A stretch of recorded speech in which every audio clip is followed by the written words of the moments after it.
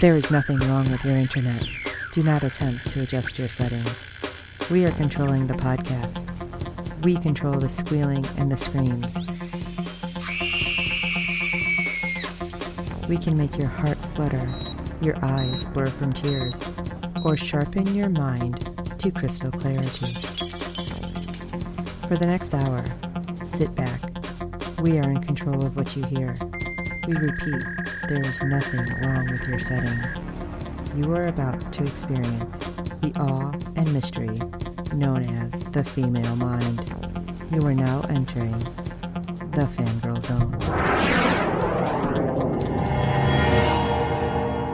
Hello, everyone, and welcome to Sci-Fi Talk on the Fangirl Zone, a podcast where we discuss shows on the Sci-Fi Channel. I'm Sean, Fangirl-ass. And I'm Steve, and today we'll be discussing episode 3 of season 1 of SurrealEstate. Oh my gosh. Okay, first of all, I want to say, because I don't think we've mentioned it like this whole time, I love the fact that Tim has been tweeting like crazy, like all sorts of stuff already. Right. And we're only a couple episodes in. So I'm really hoping, because a lot of times they won't put out the behind the scenes pictures. Oh, yeah. Like until the day of. So I'm really hoping we're going to start seeing some of those because he took some awesome pictures on Winona. Yeah. So I'm really hoping, especially this episode. Yes. I'm hoping we get some behind the scenes pics. Yeah. I will tell you though, before we jump in, I did not realize in the opening that was Melanie. Wow. Because I'm watching it and I'm like, okay, wait a second. Wait, what? What? It's like, yeah, I didn't realize it until the whole step scene. Right. So it was like, at that point, it's like, oh, wait, what? Yeah, I'm thinking, holy crap, what did they do to her? Like, she totally looks different. Her whole demeanor was different. And oh, yeah. Melanie just acted the hell out of this episode. But we're so used to seeing her as Winona. Now, first of all, not being in leather pants. Or possessed. Well, we did see her possessed a couple of times in Winona. Right. But it was just weird. And I enjoy it. And, you know, it's funny because I'd seen her in, oh, crap. She was in, like, it was kind of the horror movie. Oh, was it Hide and Seek or something like that? It was kind of like horror movie-ish. Right. And it was weird seeing her in that, too, I'll tell you, because it's like, wait, that's her. Oh, my God, that's her. Right. You know, it was just one of those things. So I think she is going to be forever ingrained in my eyeballs as Winona, which is great because she was totally badass. And seeing her like this, it was a whole different world. Oh, absolutely it was. It was kind of weird. And yeah, I'm like, oh my God, she's like meek and quiet. That's not her. Right. But let's jump in and talk about it because I did really like this episode and I hope somehow she comes back. I don't know, maybe she'll be buying a house from them. Who knows? Hey, there you go. But episode 3, For Sale by Owner. A lovely lake cabin may be haunted or the owner may be faking it. A horror novelist seeks inspiration. Okay, so side note. Yes. Obviously, the horror novelist is supposed to be based on like Stephen King or one of the big ones. But does anybody wonder if any of the big horror novelists like do stuff like that? Not necessarily buy a home, but maybe like go rent like quote unquote haunted homes. Wouldn't surprise me at all. That like totally had me thinking like, I wonder if any of them do that. Now I want to know. So if anybody out there knows, shoot us information because I love horror fiction. And if there's supposed to be something based on something for real, and I don't just talk about like Haunted Indiana, Haunted Illinois, not those books, right? But like horror fiction stuff. Now I'm like super curious, but all right, I'll stop chasing the squirrel.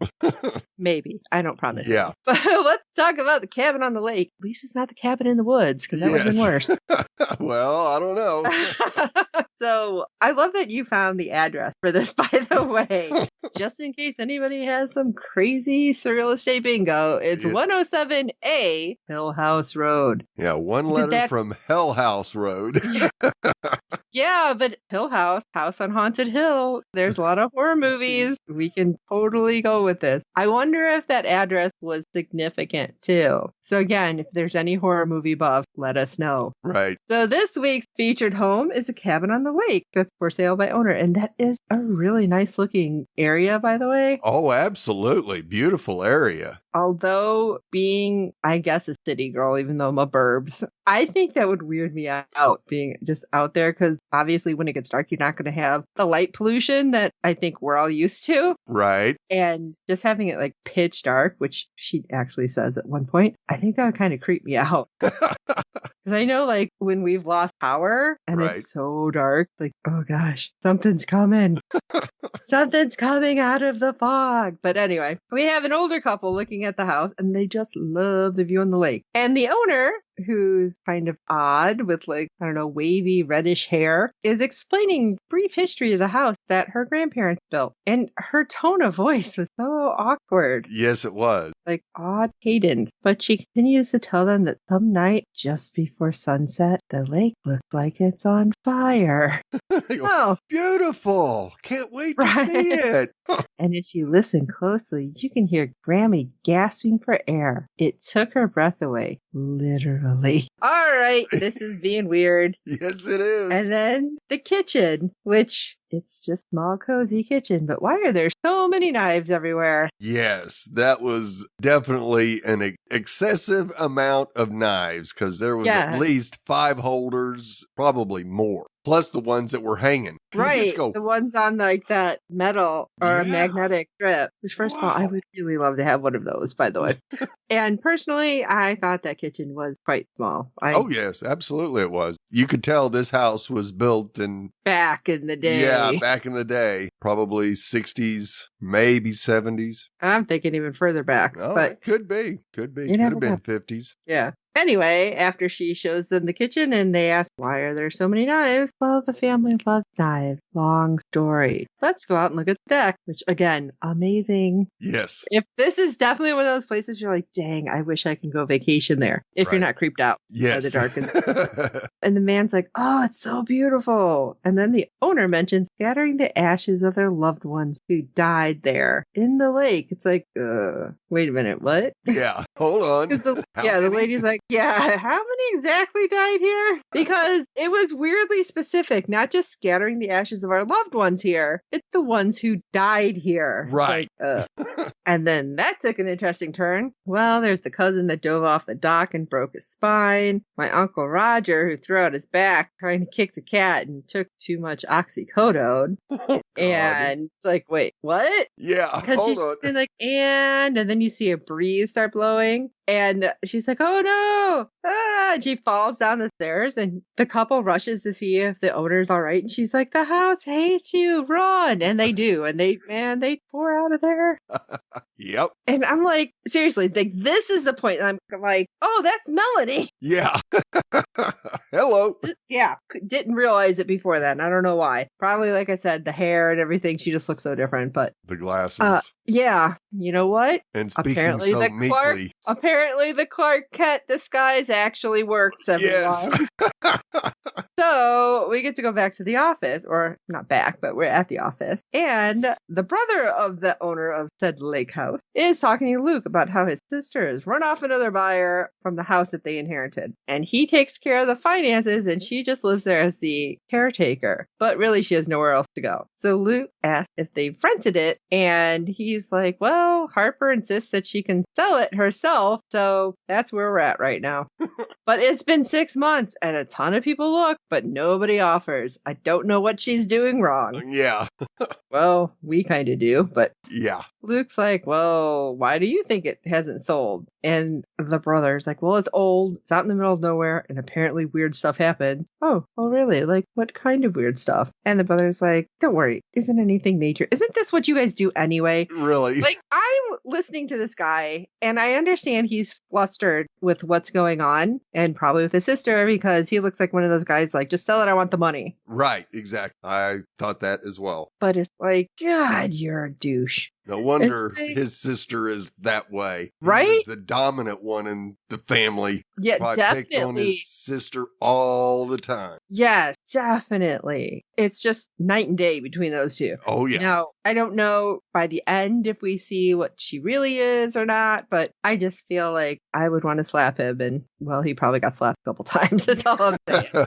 But ultimately, he tells Luke, drive up there, talk to Harper, and figure out what's going on and sell it. So Luke tells them, okay, well, my research associate's already looking into it. We'll get back with you. And as he leaves, he just plows into Zoe, like shoulders her. I'm like, Yeah. How did Zoe not turn around and just like slap him? Yes. She does not look like the type of person that would just normally take that. No, not at all. I do believe she called him a jerk. Oh, yeah. Luke ends up calling Susan in and says, hey, taking over a new house. So I need you to take over this one that we're in the process of, the Larson. And Susan's like, oh, you mean like the author? Yes, indeed. That person. William Larson, the master of horror. Like I said, it's got to be based on Stephen King. Yep. But now it really makes me wonder what he does. Yes. But Luke decides to warn Susan that Larson can be a bit of a challenge. And Zoe's like, yeah, that's the word for it. Yeah.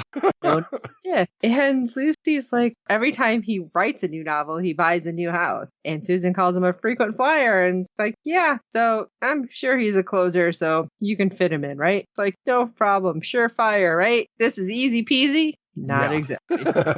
But Susan, of course, thinks it is. And Zoe's like, hey, I'll bring you up to speed and give you some, the files on him, right? Right. And of course, this is when Phil comes in to talk to Luke about the cottage and the racked up body count. Right. How about you email that to me? As he has it in his hand, he just looks like, but yeah. Why didn't you just take it with you? Right. So Susan and Zoe, we were thinking after last week, they're going to finally start to mesh, right? Not so much. Still, she's, what's the word I'm looking for? Super set in her ways, I guess. Yeah. Overbearing, arrogant. Yeah. Still. Because it's like, all right, well, I'll help you out, give you the information. No, don't worry. I have stuff that comes to mind. And Zoe's like, listen, no, about Larson. No, don't worry about it. I've worked with celebrities before. It's like, you knew right away that things were just not going to go well. Oh, absolutely. I 100%. I'm sitting there and I'm like, oh, Susan. Couldn't you just listen? Right. Absolutely. This is one of their better clients, apparently, because he buys a house every time he starts a new book. So who knows how many that could be? Yeah. That's some easy money if you do it right. So listen. No. Jeez. Anyway, let's take our weekly stop at the Donovan home. Yep. Where we have Luke looking up into the window where he saw his mother. Now, I feel like it would be super creepy, but somehow Megan doesn't notice that he's just staring at the one window because she walks up and is like, hey, what's up? And Luke's like, yeah, I want Augie to come by and check the seal to make sure that portal is nice and tight. Yeah. And Megan's like, well, you're already here, so can't you do it? He's like, no, I'm heading up north for a few days and Augie will take care of it. Which it almost seemed like he didn't want to go in there. But at the same time, he's there so often, you think she would realize, hey, something's weird. Right. Not just like he keeps staring at like the one window. You would think she'd notice that by now, but right. Maybe it's just like the angle. But anyway, he's like, I need to get going. And like I said, Augie will be here. And she just happens to mention that Brock moved out. And Luke's like, wait, what? Oh, well, okay. That's good. Yeah. He lit up like a Christmas tree. Right? But then he tried to like cover it real quick. Like, yeah. Oh, really sorry to hear that. Are you okay? Yeah. It's like, yeah, I'm fine. And don't worry. I'll see you around. And Luke's like, yep, you will. Of course, because I'm your residential real estate specialist. Okay. I assume you're at some point trying to work out how to ask her out. But I mean, he did say last episode or the first episode, neat little pod. Yes. He's still trying to keep the piles separate as much as he can, though his face is giving him away. And you can see Megan is definitely interested in him as well, because the chemistry they had in this scene was off the charts. I concur. So, I mean, I'm still wondering why the boyfriend left, though. Right. Was it because they were fighting? Was it because the portal somehow? It's like, I wonder. Well, just because they closed the portal, I don't know if all those ghosts that were around just wandered off. I kind of doubt that. So I think there's still some ghosts that need to have their business finished to get it completely clean. Yeah, that should be interesting. Now, obviously, when we get to the end, I have questions because with what you're saying right now, it's making me like kind of scratch my head. Yeah. But before we get there, we're going to be at the cottage. Luke arrives and takes a look at the lake and he hears voices. Now, I swear that it was just me. I'm like, wait, but I'm glad that you heard it too. Yes. Then he hears, oh, you must be the real estate guy, and sees Harper in the sling with the reddish hair. And he introduces himself, verifies that she's Harper, and she complains about her brother flushing thousands of dollars down the toilet, and that he's such a tool. But says it in such a meek and mild way that... Yeah, it's like, okay. It's like, I could have totally heard Winona in that, like if she just was pretty forceful about it. But right. Oh, absolutely. looks like nobody's flushing away money. And in fact, you're pricing this house too low. I know, but she's like, wait, what? Yeah.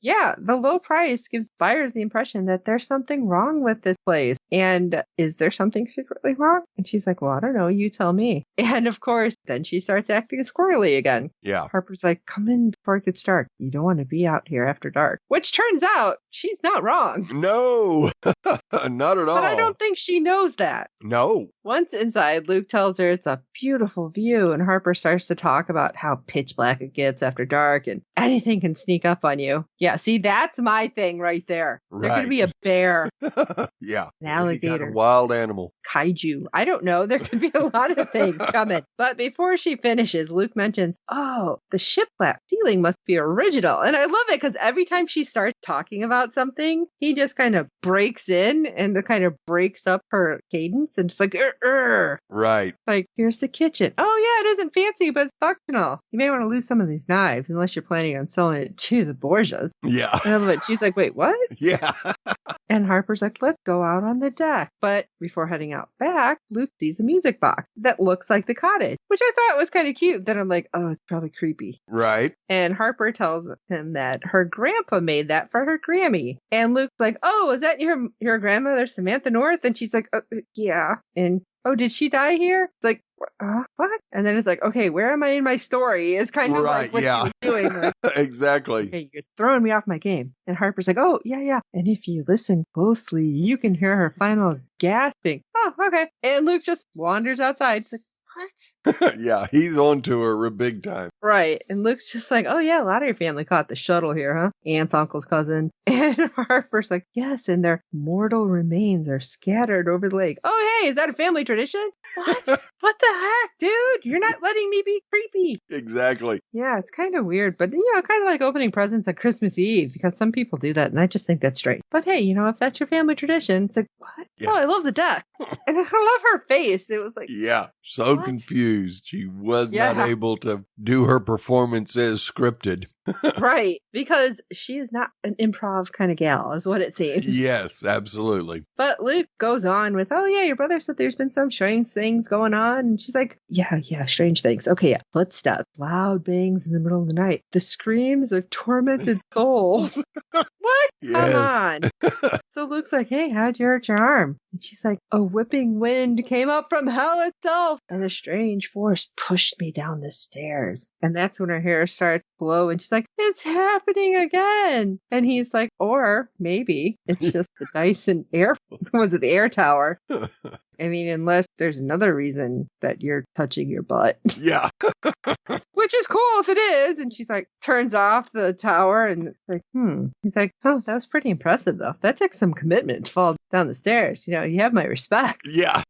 Harper's just like, who the hell are you? It's like, I'm the guy going to sell your cottage. Fine. What are you, some kind of like ghost guy? It's like, no, I'm just a real estate guy. And so she takes off the wig and the sling and she's like, fine. Hey, are you hungry? It's like, wow, that was a change. Yes. It's like, I was not expecting her to just like give up on it that quick. Right. But I guess it's like he threw her so off. It's like, I give up. Yeah. This guy's way smarter than I am right now.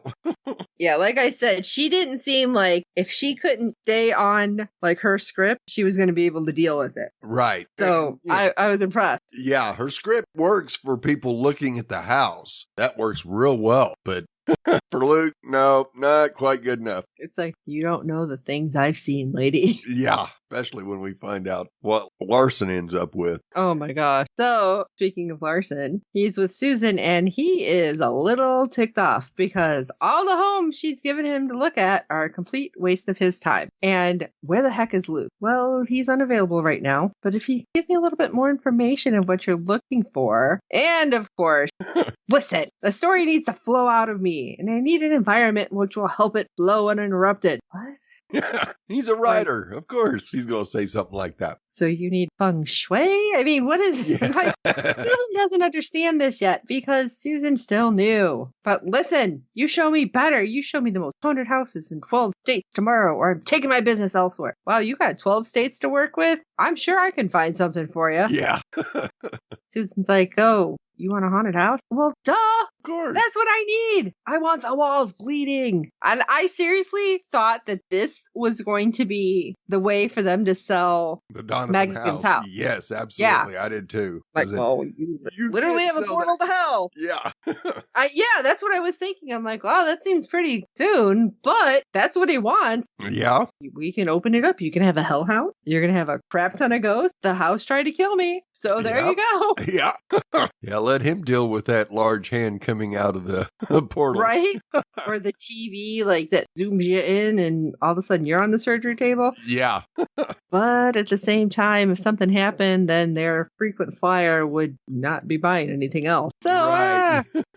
Maybe not quite that haunted. So off he goes, and Zoe comes in. It's like, so, how's it going? Knowing full well what happened. Oh, yeah. And she tosses a folder on the desk, and she's like, you're welcome. And Susan's like, why is there a file named Larson? It's like, because once he gets settled into a house, Luke already starts collecting information for the next one that he's probably going to buy. Yep. And Susan, being a smart aleck, well, this would have been nice to have. And Zoe gave it right back to her. Yep. Oh, excuse me. Next time, maybe trust me and not say, you got this. Exactly. Like, oh. I mean, Susan couldn't really reply to that, right? No, she couldn't. Actually said it. So. Yep. Came out of her mouth and Zoe threw it right back in her face. Yep. She's just going to parrot it right back. It's all on you, lady. So Augie does tell Phil that Luke wanted to do the check of the Donovan house. And of course, Phil mentions that's been closed up for a week. So why does he want you to go back there? I don't know. Maybe you tell me. Well, I love it because those two are so gossipy. Yes, they are. They're like little teenage girls. Right?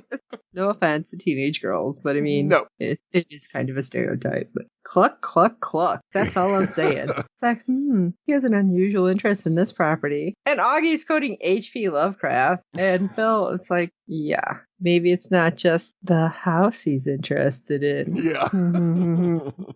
I love it. Augie's like, yeah, Augie, you have to actually say what everybody's thinking. Oh, maybe he's hot for the homeowner. Yeah. We all know that already. Come on. Come on. Let's go back to the cabin in the woods. On the lake. Darkness has descended. It sounds so ominous if I say it like that. But Harper and Luke are out on the deck talking, and I'm just thinking, God, there's probably so many mosquitoes. Yeah. I am not a romantic. I am not a camper, in case you guys haven't figured that out by now. I'm just like, I'm such a naysayer. I'm like, oh, that looks cool. I'd need this screened in so I can be out here and not get eaten up. Exactly. I'm such a suburbs person.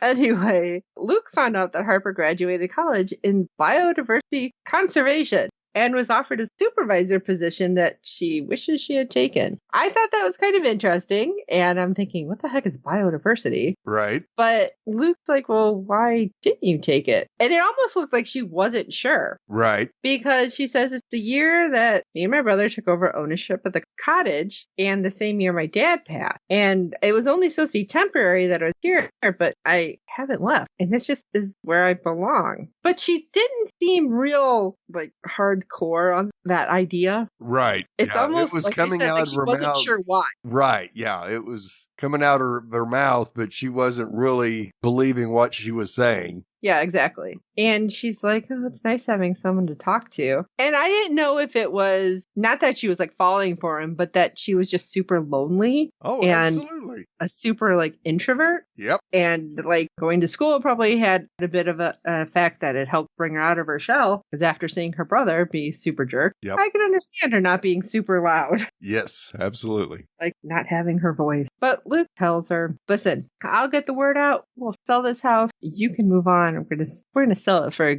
good penny too. So you can get what you need. And Harper just kind of looked crestfallen. Like her face, like she's not sure how she feels about that. Right. It's like, I think she wants to move on, but at the same time, it's like, oh, but this house is so nice. But turns out something totally different. Oh, yeah.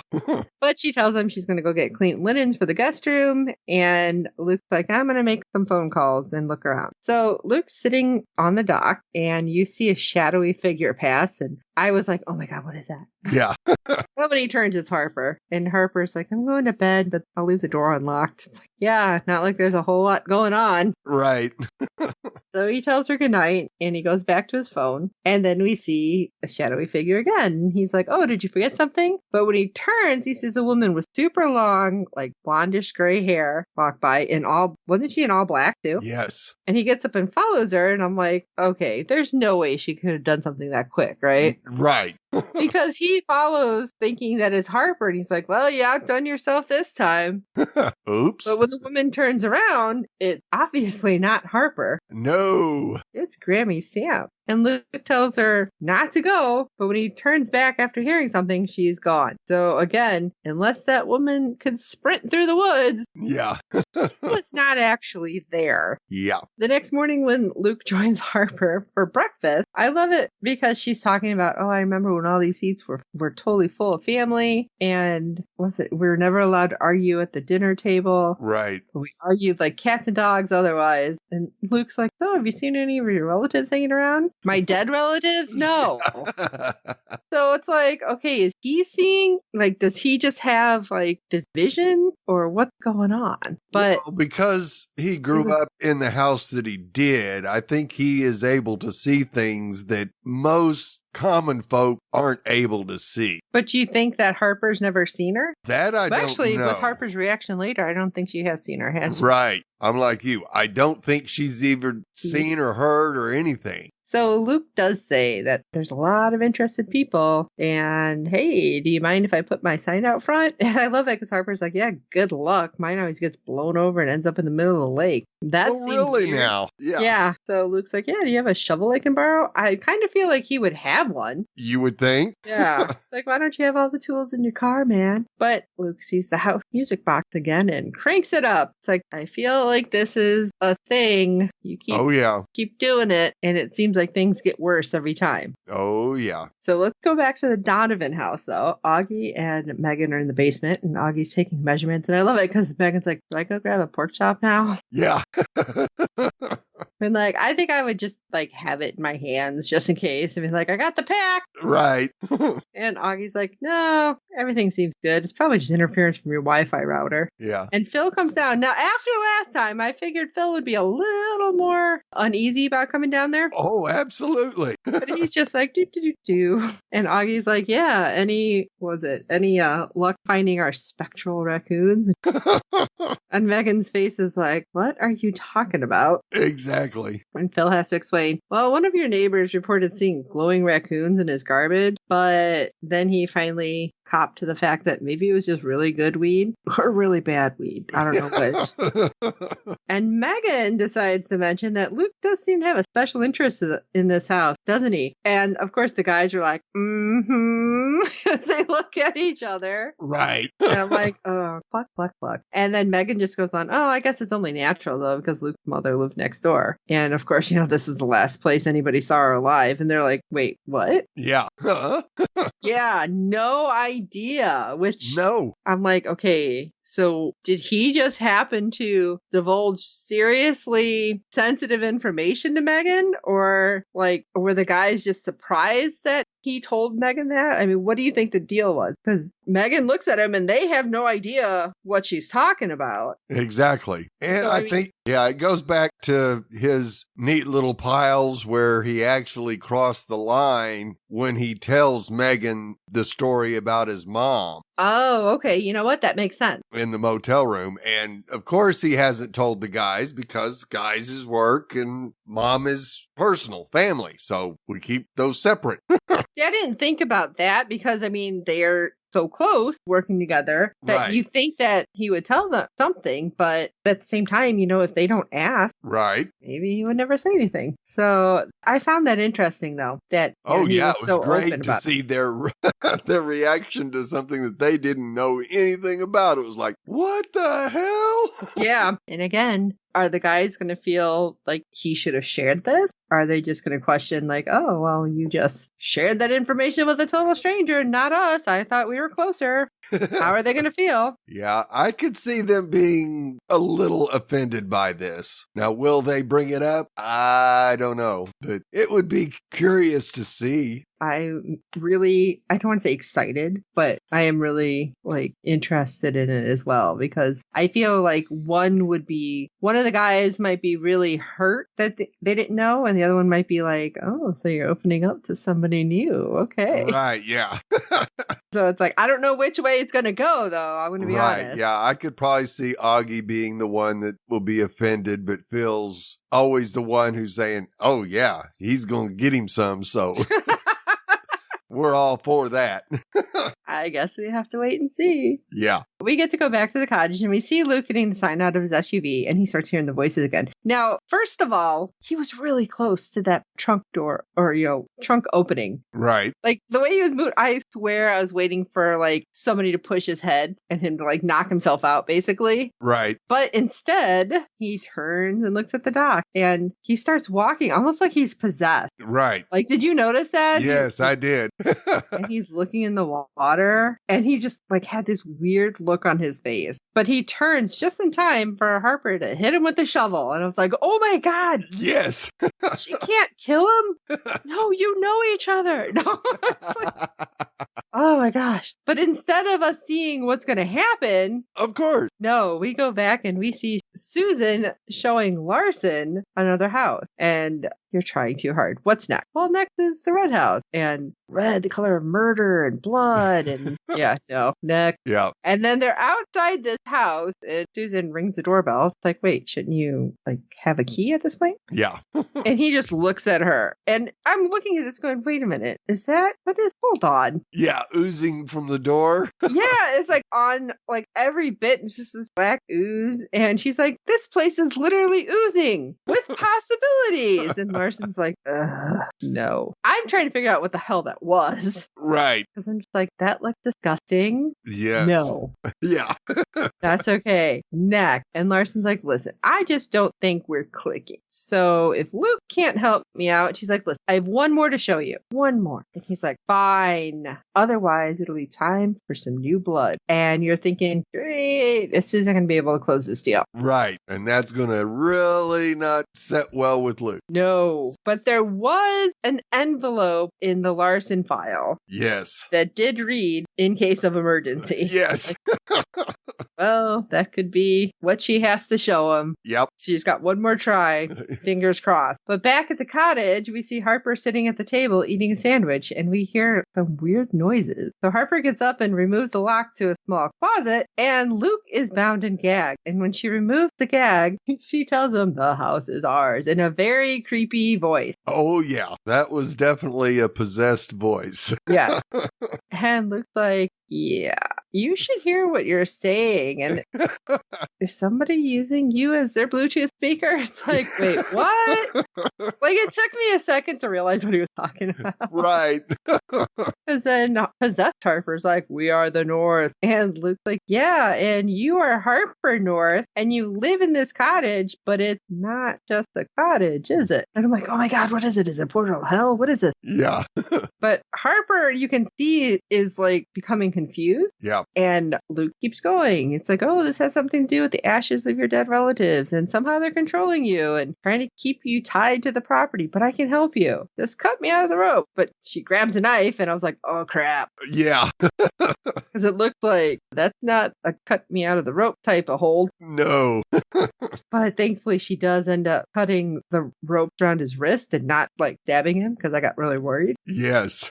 So when Luke gets up and out of the cupboard, the knife goes back into position to attack. And Harper again is, we are the North. And Luke manages to get out of the house to the dock. But that's when we see a couple of the dead relatives coming out of the lake. It's like, okay, things are getting weird for real. So, oh, yeah. We're getting into Channel Zero territory here. Right? It's like, all right, things are getting wonky. But Luke runs because I think all of us would. Yes. And the knife-wielding Harper ends up coming out, too. It's like, all right, we got to hide somewhere. So into the woods we go. Probably not the best idea, but what else you got right now? He dives behind like a tree stump, and the three that came out of the water run past him. But when he looks up, he sees Grammy Sam and looks like, can you help? And then, can you help Harper? And that's when she kind of stopped because she was going to leave. Like, sorry, dude, you're on your own. Yeah. But she sings a song, and Luke is at least able to get it on his phone. I'm thinking it's because he wasn't going to be able to remember it all. Right. And it sounded weird, right? Yes, it's like, it did. You can understand some of it and then not some of it. Right. It was like the first two lines were in English, but they didn't make a lot of sense. And then the last couple were in some other language.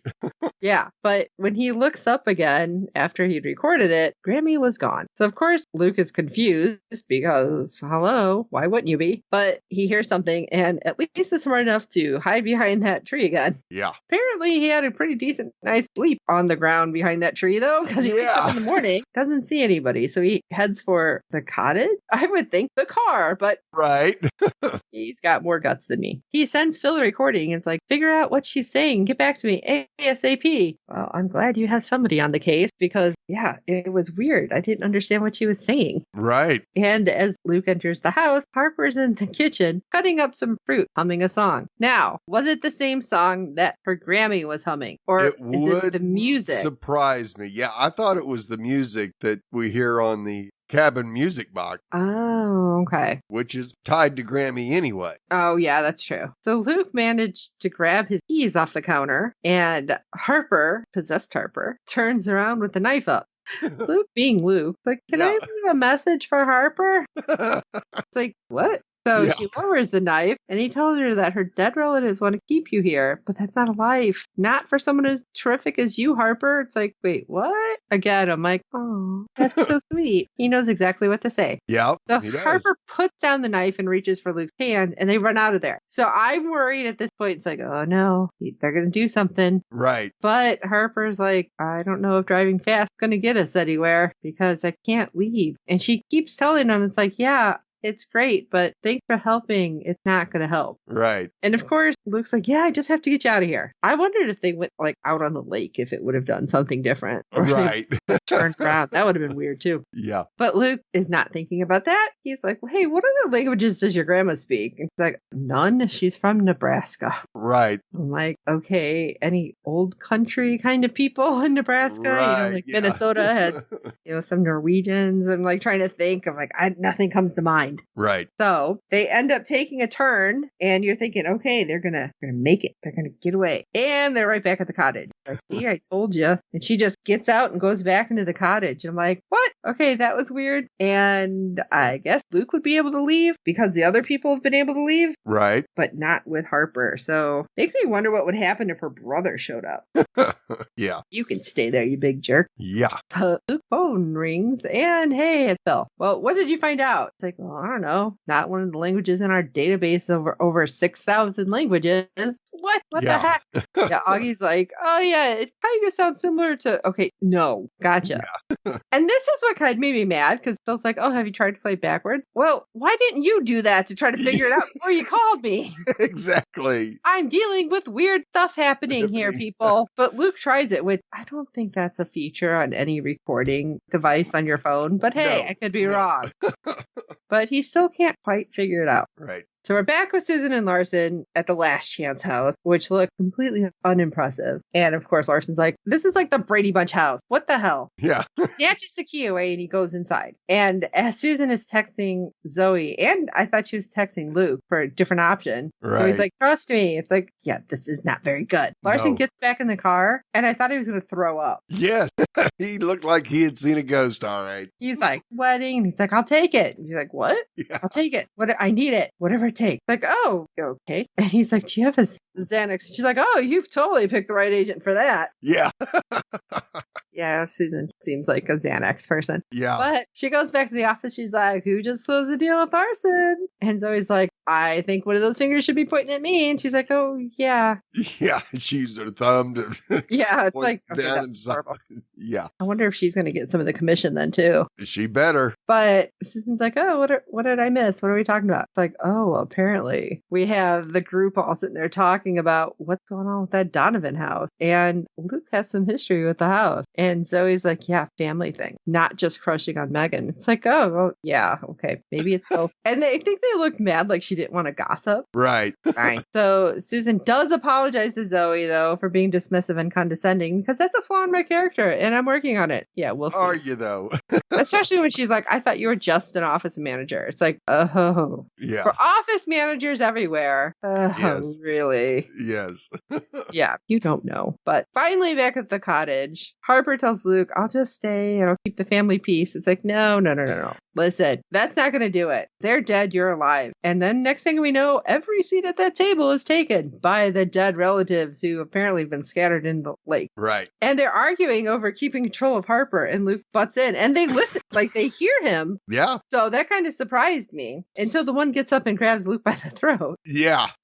But Luke manages to Harper to grab the music box and wind it backwards. Like, what's that going to do? I mean, it's normally just wound one way, but she does. And when that happens, Luke gets dropped to the floor and Grammy Sam appears. And Harper goes to her and she's, of course, super sad and happy that she sees her. And she's like, oh my gosh, I've been trying everything, but I don't know what to do. And she's like, no, it's my fault. When your grandfather died, I was so distraught that the cottage and this music box became an obsession. And I was living in the past and I didn't want to live in this world anymore, but I did not know what I did until it was too late because of her, I think is the way she was saying it. Everybody whose ashes were dropped in the lake were stuck there. Right. Until somebody was able to unwind what she did, which is why they had to go backwards on the music box. Exactly. And I'm guessing that's why everybody was so angry, but they didn't know it. Right. And she was just so happy, though, that somebody was finally able to hear her song because she looks at Luke and she's like, and it's all because of you. You freed all of us. Yep. And I'm like, oh, that's sweet. And Harper doesn't want her Grammy to go, but she realizes it's the only way that they're all going to go. Right. So she lets them, I guess, pass over officially. And Harper looks to Luke. It's like, oh, she's really gone. But it's like, holy crap. So they're back in the SUV and Harper's like, take me to the train station. Oh, wow. Okay. So she's sure she's getting out of here now. Yeah. And I felt good for her. Yeah.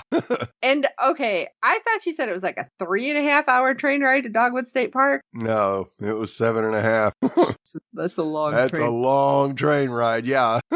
You'd fly. But I guess if you've been stuck in a cottage for 6 months, Yeah. I wonder where the food came from. I guess, Uber Eats. It's like, you never know what's going to happen because Right. Luke, as they're kind of doing that pull away, is like, yeah, interest rates are great right now. So if you need help, let me know. Right. He's ready to sell her a house somewhere else. Yes. We're back at the office and Susan tells Zoe the spreadsheet you created is perfect. And Zoe is like, of course it is. And Susan and Zoe kind of look at each other, a little bit weird, but we assume that it means like, thank you and you're welcome. Right. And then Luke pops in and he's like, what's going on? It's like, don't even ask. And Zoe's like, that should be our company motto. Yeah. And Luke tells them that on the drive back, he set up 4 4 individuals who want to go see that cottage. It's like, get them in the book. Okay, great. And I love it because Zoe's like, the North Cottage? Let's just call it the cottage now. Yes. Because I was honestly thinking they meant like the direction north and not their last name. Like I didn't even know. Yes. So when Zoe leaves, Luke asks Susan, well, how'd it go with Larson? And she's like, yeah, I had to crack open that emergency envelope and he loved it. What was it? Because I didn't go in. Now I'm kind of disappointed she didn't go in. Right. She might have quit. Right. I was only in there for a few seconds. Looks like, yeah, that's the house I grew up in. It's like, what? Yeah. Yeah. I had a lot of unusual friends and they couldn't all come with me to college. So it's like, oh, okay. I look forward to reading all about it. Broad daylight with the lights on. Yeah. I want to know, though. It's like, damn it. Yeah. I'm just really curious now. Luke thanks her for getting the job done. And Susan's like, yeah, thanks. You're welcome. And, hey, life's short. Sometimes you just have to step up and close escrow before you get beat out by a better offer. And Luke gives her the, I don't know what you're talking about look. And then it's like, Megan Donovan, maybe you should make your move. It's like, no. Nice, neat little piles. Yeah, that's not like how life works, Luke. So, yeah. So later, we have Luke knocking on the Donovan door, greeted by Megan, and he shows her a bottle. I do believe it was whiskey. Yes, I believe so. And all I kept thinking again, Winona. Yeah. And she's like, what are we celebrating? Did you get an offer? No, it's not exactly a professional visit. It's the other kind. And she kind of pauses, but then she's like, let me get some ice. Why don't you just go on up to the library? I'll meet you there. And I'm thinking, oh no. Right. Happen. Yes. What the hell? I thought, okay, has she already met his mom? Oh, I didn't think of that. And that was what her mom told her to do, was when he comes over, you send him right up to me. I did not think about that. Yeah, but you would think her face would have been a little bit more uncertain of herself because she's sending him up to see a ghost, and instead of, oh, hey, how you doing? Yeah, I don't know. He goes up there and he's kind of looking at the books and he hears a voice saying, I thought you'd never come back. And Luke turns and we see his mom. And she's standing by the window and he's like, well, I saw you in the window and I knew it was you. And then things went weird. Oh, no doubt about it. This was not expected. Yeah. Mommy when she dearest. Oh my gosh. When she starts saying, guess you had some demented fantasies about me coming back and making you breakfast and helping with your homework and kissing your boo-boos. It's like, what? She's like, have you ever heard how happy I was when I was pregnant? And, we've been trying for a while and it's like, all my dreams are going to come true. And I wanted a little girl so badly. And after all the sweating and bleeding and pushing, all I got was you. Yeah. I was like, holy yeah. Glad he heard this as an adult instead of as a child. Oh my God. Just burst in a series of crushing disappointment. And I'm like, yeah, just did not expect that at all. No. And Luke, of course, is like, yeah, it's going great for me too. Thanks. Yeah. And she's like, well, you know what? You're the one seeking the truth for everyone else, helping others in their unfinished business, yet somehow you can't face your own. And you see him getting upset and he's like, I never deserted my family. And she's like, well, you never had a family, did you? And you never will. It's like, whoa. Yeah. I couldn't believe that. I'm like, something is really weird. Yes.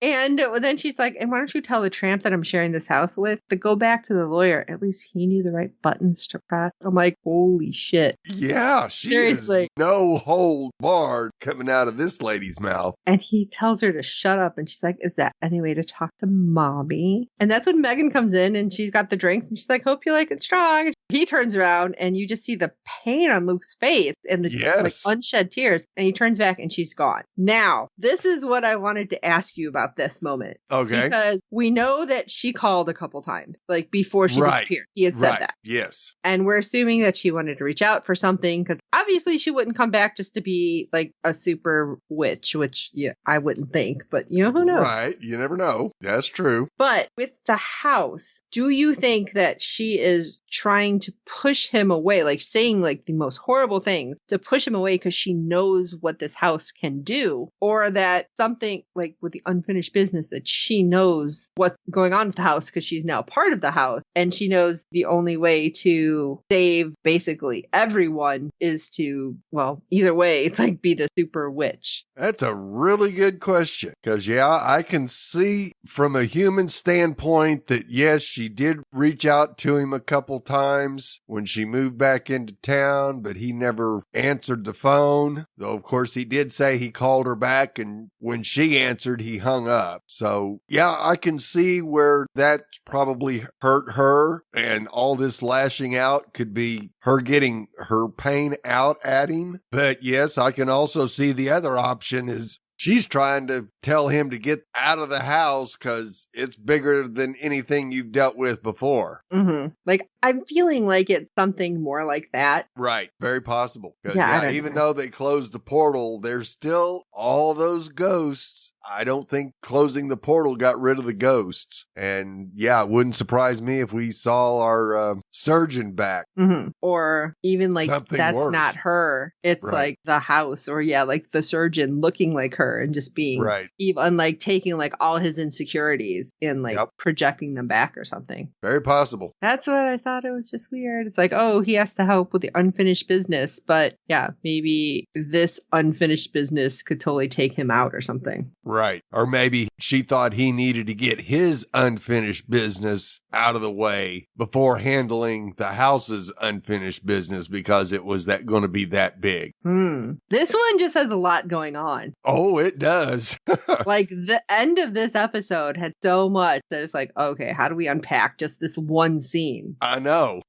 We get this amazing performance by Melanie at the first part of the episode, and then we get hit with this at the end. And Tim was amazing. There's no doubt about it. You could feel all the emotions he was feeling and still trying to maintain some kind of control because he could have gone off on her just like she went off on him, but he stood there and took it as much as it hurt. I feel like the next episode's got to open with him and Megan talking, and like maybe she'll kind of, I don't know, give us some light as to what's going on. Could be. Yeah. Who knows? Yeah. It's just strange that she always said she never went upstairs, and he comes over for drinks. Why send him upstairs? So that the one thing in this that's got me a little iffy about Megan and what she knows and what she doesn't know. Oh my gosh, this is going to be so weird. Yes, it is.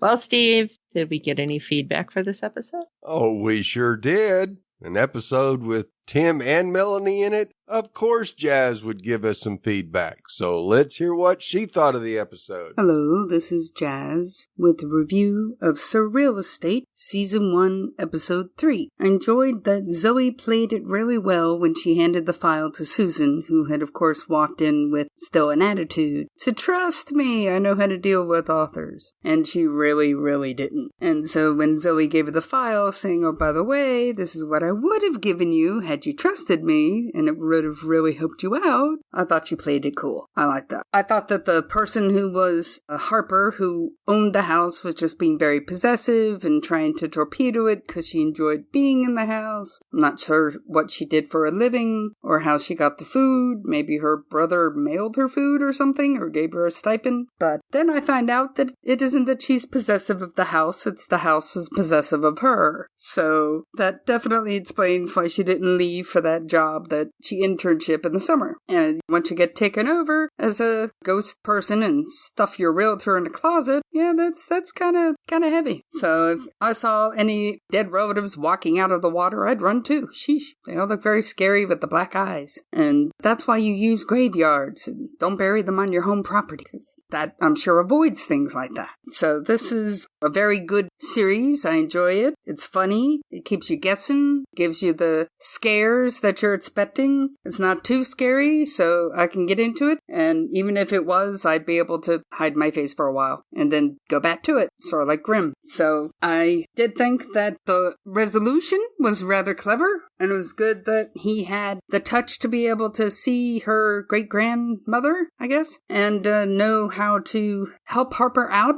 with the music box in order to resolve everything. And I was glad to see she finally got a happy ending, and so did he by being able to leave. I thought that it was awesome at the very end when Susan actually apologized to Zoe and said, I thought you were just the office assistant. And she's like, I have multitudes. Thought that was well played. So yeah, I thought it was also weird that Luke did not tell his two best buds that his mom died in the house that he seemed to be very interested in. And they just thought that it was the owner. And Susan's like, why can't it be both? I'm like, good point. And hopefully another ghost has taken over the personality of his mom, because damn, that was harsh. I wanted a girl and I got you. Eee, jeez. It's like she intentionally wants to cause him pain just for fun. I'm glad she left too. Sheesh. I'd need that stiff drink afterward. I do have some additional info I saw on one of the interviews that since Doc, or rather Tim, didn't look at all like Doc, and Melanie didn't look at all like Winona, and she didn't act like it either, and neither did he, so I could really get into the fact that they were both two separate characters, which is a testimony to their good acting, since I love the other two characters. They did an interview where Tim played a practical joke on Melanie, and just before her very first scene, he dripped into the Doc voice and did a phrase from Winona Earp, just to mess with her mind, so she got confused on which show she was at.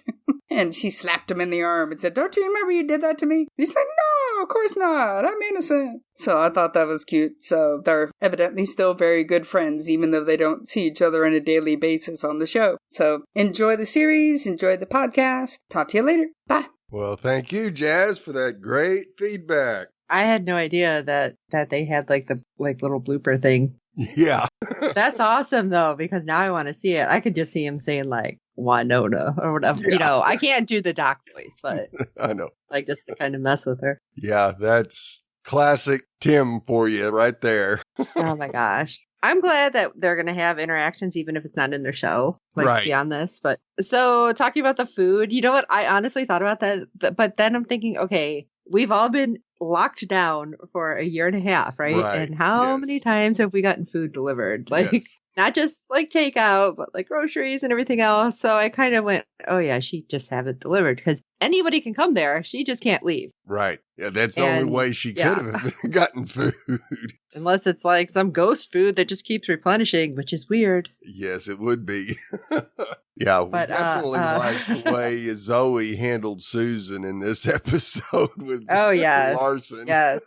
I have to say, I feel like they're coming together more, understanding, but at the same time, I could just see them butting heads for several more episodes before they're finally on the same wavelength. Right. I think they're going to pick on each other throughout the series. I think they will get to a point where they respect each other, but there will still be things that just one of them will do and will just grate on the other one's nerve, and they'll snap and she'll snap back. And yeah, it'll be never ending. Yeah.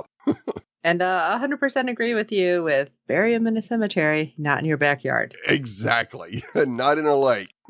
I'm just thinking the ZA happens. I don't need something right there coming up. So no, not at all. give me 2 steps at least. Yeah. And I do think that Luke is trying to keep his piles separate, and that's probably why he didn't tell the guys about his mom dying in the Donovan house. And I think we already said it, but yeah, we really hope that that's not really his mom. Exactly. Let's hope it's the surgeon from the first episode. Yeah, because this is way too bad if it is. Yes, that harsh is an understatement for what she put him through. 100% agree. Yep. Well, as always, Jazz, we appreciate your feedback and looking forward to hearing from you again. Thanks, Jazz. Well, you know how we feel. How do you feel? Let us know. Shoot us an email at sci-fi talk@fangirlzone.com. Let us know your thoughts and opinions, and especially this moment. What was it? Yes. And while you're at it, if you can rate and review us on iTunes and every other platform you find us on, because good ratings and reviews help other fans of the show find us. Tell your friends about the show. It's so weird. I love it. And of course, we hope you're enjoying the podcast. So don't forget to check out www.fangirlzone.com. Our contacts page is there. It's so easy to find how to get a hold of us that way, because you just click it and it'll take you there. And for this episode of Sci-Fi Talk, I am Sean Fangirl S. And I'm Steve. You have the remote in your pocket, or you touched your butt for another reason that's absolutely none of my business. And until next time.